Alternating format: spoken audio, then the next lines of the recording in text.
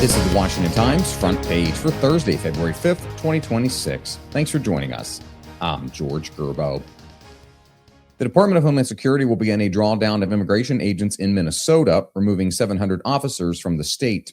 Stephen Dinan reports White House Border Czar Tom Homan said the drawdown was made possible by the increased cooperation from state and local officials. Homan said his goal is for a complete drawdown, but that 2,000 officers will remain.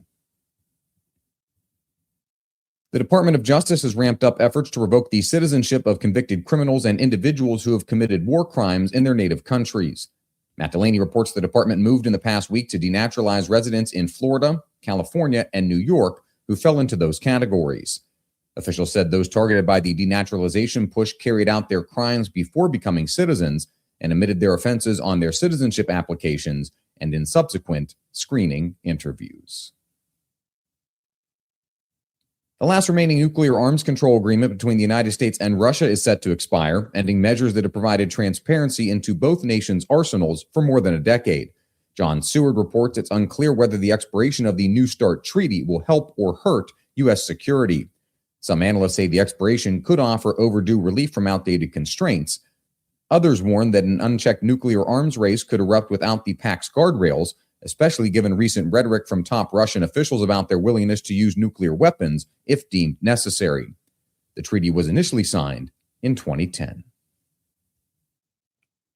Anything short of Olympic gold would be a disappointment for American Ilya Malinin, figure skating's backflipping chosen one.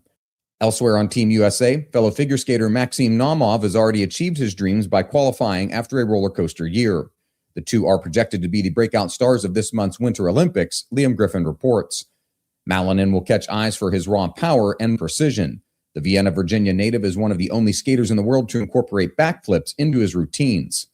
Naumov, a Massachusetts native, lost both of his parents, who were also his coaches, in the American Airlines crash with an Army helicopter over the Potomac River that killed 67 people last January.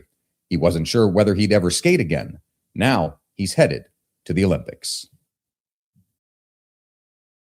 The Federal Communications Commission will overhaul the government's Lifeline program after finding nearly $5 million has been spent on providing services to thousands of people that are deceased. Susan Ferricchio reports the FCC's reforms target states that opt out of the federal verification process required to qualify for the services, specifically California, Oregon, and Texas. The move has ignited a battle between FCC Chairman Brendan Carr and California Governor Gavin Newsom. An audit found Lifeline providers have received $5 million from the federal government over the past 5 years for phone or internet service to 116,000 dead people in the 3 opt-out states. And finally, former House Speaker Newt Gingrich says Japanese Prime Minister Sanae Takaichi could be a key ally for the Family Federation for World Peace and Unification in a legal battle against the Japanese government. Von Kockan reports Gingrich praised Takaichi at the annual International Religious Freedom Summit for what he described as taking a new look at the way in which the church has been mishandled in Japan. Gingrich echoed a similar refrain in a speech about the Federation, also known as the Unification Church, at the summit last year. Takaichi, who was elected prime minister in October, was a close political ally of Japanese Prime Minister Shinzo Abe, who had deep ties to the Unification Church.